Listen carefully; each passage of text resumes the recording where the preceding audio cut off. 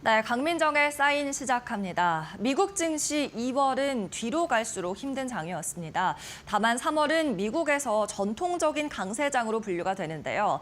월가에서는 올해 3월은 꼭 그렇지도 않다는 의견도 나옵니다. 자세히 확인해 보겠습니다.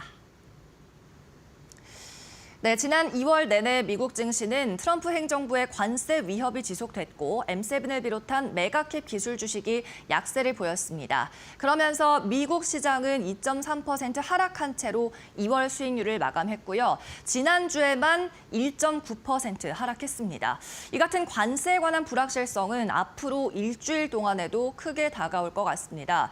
이번 주 도널드 트럼프 미국 대통령은 멕시코와 캐나다에 25%의 관세를 부과하고 중국에는 10+10, 10%를 추가로 부과할 거라고 이야기한 날짜가 이번 주에 있기 때문이죠. 또 최근에 발표되는 경제 데이터도 계속 부진한 상황입니다. 주택 관련 지표도 그렇고요. 오늘 발표된 물가 또는 제조업 관련 지표도 그렇다 보니까 이런 경제 지표들 투자자들을 더욱 불안하게 했습니다. 이제 투자자들의 시선은 실적 발표 시즌에서 벗어나서 오는 18일에서 19일 현지 시간 기준입니다. 이때 열릴 연준의 회의에 시선이 가 있습니다. 투자자들의 희망은 크게 두 가지입니다. 첫 번째는 중앙은행이 금리 인하를 이어갈 수 있을 정도로 물가 지표가 약하다는 데에 희망을 걸고 있고요. 두 번째는 성장 우려 그리고 실적 우려를 상쇄할 수 있을 만큼 미국의 경제가 강하다는 데에 기대를 모으고 있는 겁니다. 네, 다음 장 함께 보겠습니다. 시장 참여자들 데이터를 조금 더 예민하게 볼 수 있는 시장이 펼쳐질 것 같습니다. 가벨리 펀드의 포트폴리오 매니저인 존 벨트는 이렇게 말했습니다. 지난 몇 주 동안 시장이 불안해하고 있는 점이 여실히 드러났다. 2월 중순부터 시작된 하락장에 대해서 이야기를 하고 있는 거죠. 또 경제 지표는 밸류에이션에 반영이 되어 있지만 트럼프 행정부의 불확실성은 아직까지 밸류에이션이 반영을 하지 못하고 있다는 겁니다. 앞으로는 지표가 나오더라도 이 데이터를 정상적으로 분석할 수 없는 시장이 펼쳐질 수 있다고 예측하고 있는데요. 즉 원래도 투자자들은 경제 지표가 나오면 이것을 분석하지만 최근처럼 불확실성이 높은 환경에서는 데이터 하나하나를 더 면밀히 검토하고 예민하게 받아들이고 또 작은 변화에도 과민 반응할 가능성이 높다는 뜻입니다.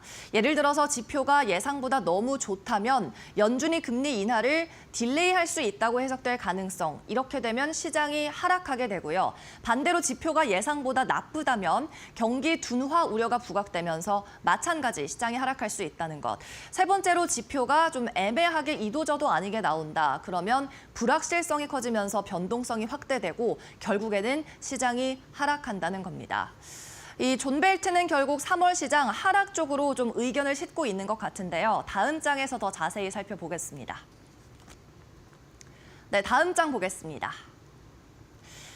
월가는 역사를 믿기 때문에 주식의 평균으로 그달의 향방을 점쳐보려는 노력을 하곤 합니다. 이런 관점도 있습니다. 자, 일단은 S&P 500과 관련해서 총 3가지의 시나리오가 있는데요. 역사적인 관점입니다. 첫 번째 줄은 10년 내 평균이고요. 두 번째 줄은 15년 내 평균입니다. 그리고 세 번째는 20년 동안의 S&P 500의 수익률을 평균으로 나타낸 겁니다. 그리고 1월, 2월, 3월의 수익률인데요. 마지막으로 4월까지 붙어 있습니다.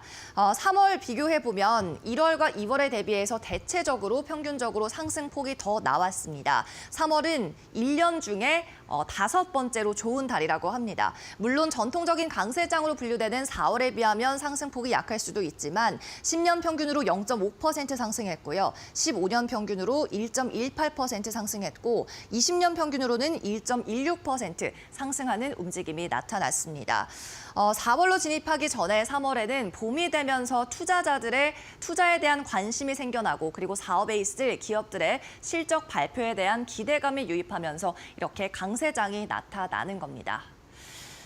물론 최근 3월을 이야기를 해본다면 변동성이 좀 커졌습니다. 3월 상승기를 거쳐서 4월은 더 좋은 퍼포먼스를 나타내고 5월이 되면 sell in May and go away, 주식을 팔고 5월엔 시장을 떠나라라는 격언이 있기도 하죠. 물론 현재 상황에서 투자자들은 앞으로 몇 달 동안의 약세를 경계하고 있기는 합니다. 트럼프 행정부의 무역 정책을 둘러싼 불확실성을 감안하면 단기적인 그림에 대한 확신은 약한 상황이죠.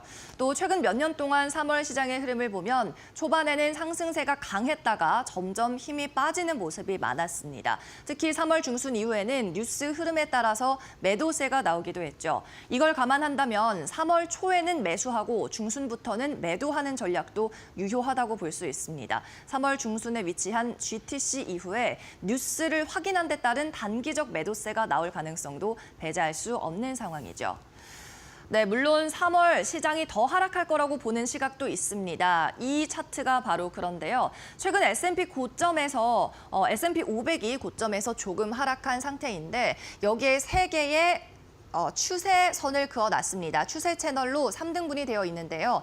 현재 고점에서 밀려한 S&P 500은 첫 번째 추세선을 터치하고 있는 상황입니다. 첫 번째 추세선에서 지지력을 테스트하고 있는 상황이고 여기에서 만약 더 밀려난다면 11% 고점 대비해서 11% 밀려날 수 있는 상황입니다. 여기에서 매도세가 더 촉발된다면 마지막 지지선까지 밀려날 수 있는데 이렇게 되면 16% 하락하게 됩니다. 물론 S&P 500이 장기적으로 계속 상승할 거라고 생각한다면 이 선들은 저가 매수가 가능한 구간대가 되겠습니다. 네, 계속해서 다음 장 살펴보도록 하겠습니다.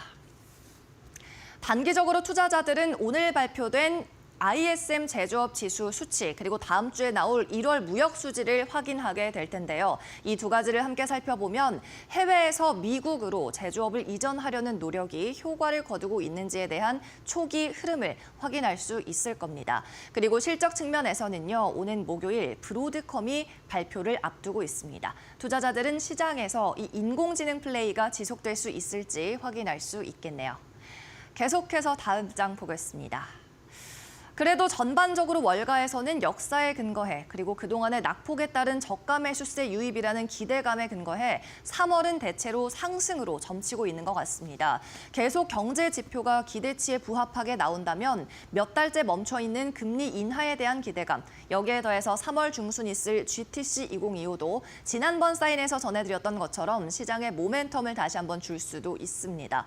결론적으로 3월은 미국 투자를 하는 데에 최적의 환경은 아니지만 전통적인 강세장으로 분류되는 4월을 앞두고 흔들리는 주식 위주로 포트폴리오에 집어넣는다면 충분히 승산이 있는 장인 것 같습니다. 네, 지금까지 강민정의 사인이었습니다.